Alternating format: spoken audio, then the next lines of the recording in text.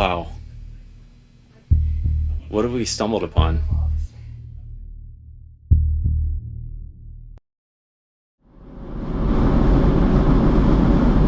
Alright, so we are on our way to a town called Salisbury, North Carolina to pick up some goods we won at an auction. It's really interesting because the auction was for a home fitness company that was going out of business, and they're just basically liquidating all of their assets. But I was looking through the photos and stumbled across a picture of a room that had a couple of racks and some shelving, and on one of the racks there was what looked like Mark identified it as a US Robotics Total Control chassis with potentially modem cards in it. And so then that begged the question, why did a home fitness business have a USR Total Control with a whole bunch of modems? And so we basically came up with a couple of theories. One is that there was a local ISP there that was essentially just renting the room and running their ISP out of that office. Or second, there was a larger ISP that wanted to use that location as a remote POP. And so we don't really know exactly what we're going to find.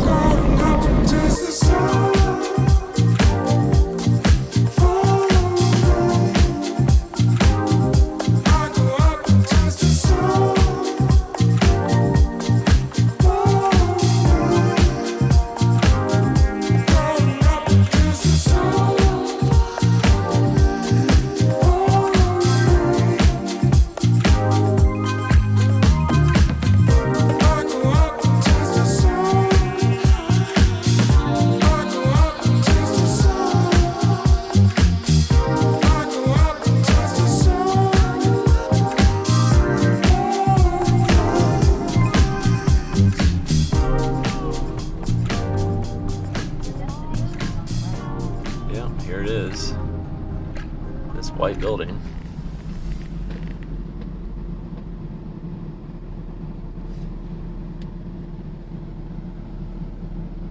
For sale.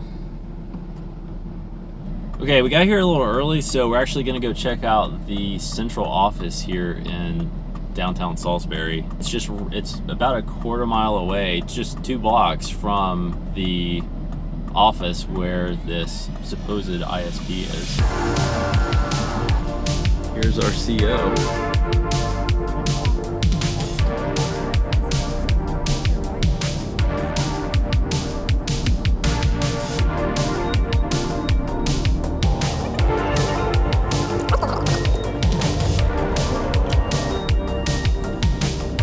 Oh, we could climb over this.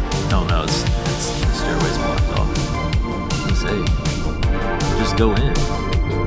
If we had some high vis jackets, we could go in no problem.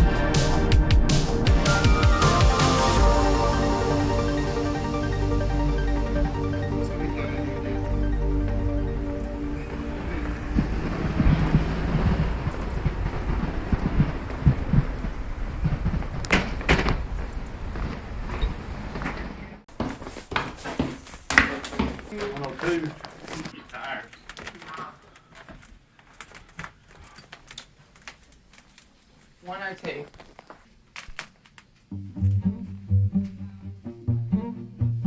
Wow. What have we stumbled upon? This was such a bizarre find. A second-floor windowless office with boxes of random PC and server parts, several half-disassembled PCs, and what looked to be like an old ISP setup. Everything was coated in grime and dust, and the temperature was quickly rising inside. We had to quickly decide what to take and what to leave. Man, these things looks like definitely the total control. Alright, well, we got a lot of work to do. I think we should get started.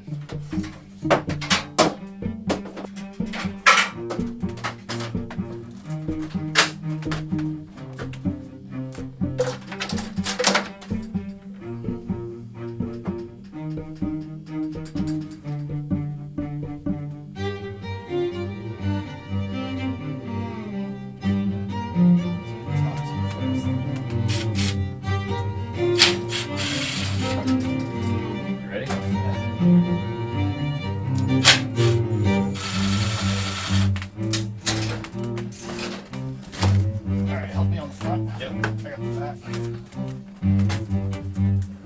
It's heavy, but it's not.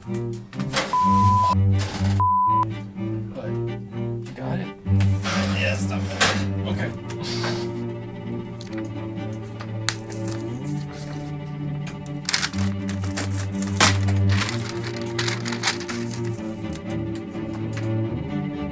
Oh, this one's a LAN, gigabit LAN. So it's providing fiber to copper. We also found what ended up being an Avaya Partner ACS, but it was missing the PC cards. Fire. Oh, music on hold. Amazing. I have to set that up for sure. We weren't able to take everything. The HP servers here were too heavy and weren't related to the ISP setup anyway. And the amount of stuff in here was overwhelming. So with the abandoned ISP in hand, we loaded the truck and started to head home. Well, we did it. We got what we wanted. Did get the total control, which it looks fully intact, populated with, looks like a card to take 2 T1 PRIs and then line cards, which each had quad V.34 modems. And then we have one machine that was related to the total control ISP side. And then all the other servers left did not seem to be related to the ISP based on how they were labeled. Yeah, I think the HP machines weighed over 100 pounds each. Yeah. So that wasn't really practical for us to load, and the elevator was out of order. And so we had to use a very steep, narrow step staircase that had a 90-degree turn in the middle of it. And yeah, it was treacherous, would not be an overstatement. On the way home, we did a little research into the story of this ISP. Both the compact server and total control had dialstar.net labels. It does look like this was a local ISP in Salisbury, North Carolina. The earliest record on the Wayback Machine is from 1999, and it looks like the website stayed the same until early 2006. We also found a few references to Dialstar from local newspapers, including the latest one from 2005 with a link to an astronomy club website hosted by Dialstar. We did find a pop map on an archive site which shows that they were using a nationwide ISP to offer access across the US. Beyond that though, not much else. Unsurprisingly, the hard drives were removed from the compact, so we won't get any insight there. But we will be able to look at the configuration on the total control and hopefully gain a bit more insight into how everything worked.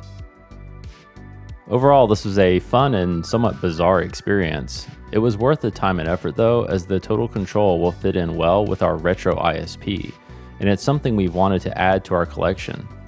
We'll be sharing what we find out from the total control in an upcoming video on our main channel, the Serial Port. Until then, thanks for coming along, and we'll see you next time.